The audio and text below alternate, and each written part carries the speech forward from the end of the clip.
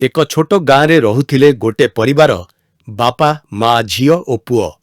ବାପା ଥିଲେ ଖୁବ୍ ଗମ୍ଭୀର କିନ୍ତୁ ମନରୁ ଖୁବ୍ ମଜାଳିଆ। ମା ସବୁବେଳେ ଘର କାମରେ ବ୍ୟସ୍ତ କିନ୍ତୁ ଛୁଆମାନଙ୍କ ସହିତ ହସି ମନେ କରିବାକୁ ଭୁଲୁ ନଥିଲେ।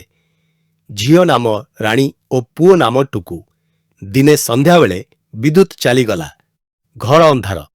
ଟୁକୁ ଭୟ ପାଇ କହିଲା, ମା, ଭୂତ ଆସିବନି ତ? ରାଣୀ ମଧ୍ୟ ମାଙ୍କ ପାଖରେ ଲାଗିଗଲା।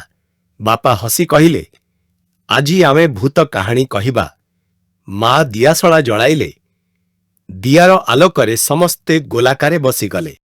ବାପା ଗମ୍ଭୀର ଶବ୍ଦରେ କହିଲେ, ଏକ ଘରେ 4 ଜଣ ଲୋକ ଥିଲେ।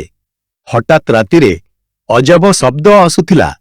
ଟୁକୁ କମ୍ପି କହିଲା, ତାପରେ ହଟି ମୋ ରାନ୍ଧଘରୁ ଧଡ଼ାମ ଶବ୍ଦ ହେଲା।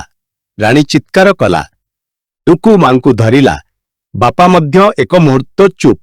ତାପରେ ମା ଟୋର୍ଚ୍ଚ ନେଇ ଦେଖିଲେ, ବିଲେଇ ଦୁଧର ଗାଗରି ଢଳାଇ ଦେଇଛି। ସମସ୍ତେ ଏକସାଥୀ ହସି ପଡ଼ିଲେ। ବାପା କହିଲେ, ଦେଖ, ଏହା ହେଉଛି ଦୁଧ ଭୂତ। ଟୁକୁ କହିଲା, ଭୂତ ନୁହେଁ, ଭୁକା ବିଲେଇ। ରାଣୀ ହସି କହିଲା, ଆଜିର କାହାଣୀ ଭୂତ ନୁହେଁ, ବିଲେଇ ରାଜା। ସେହି ଦିନରୁ ବିଦ୍ୟୁତ୍ ଯିବା ମାତ୍ରେ ସେମାନେ ଭୟ ପାଉନଥିଲେ। ସମସ୍ତେ ଦିଆ ଜଳାଇ ବସି ମଜାଳିଆ କାହାଣୀ କହୁଥିଲେ। ଘର ଭରି ହସ ଓ ଖୁସି ରହୁଥିଲା।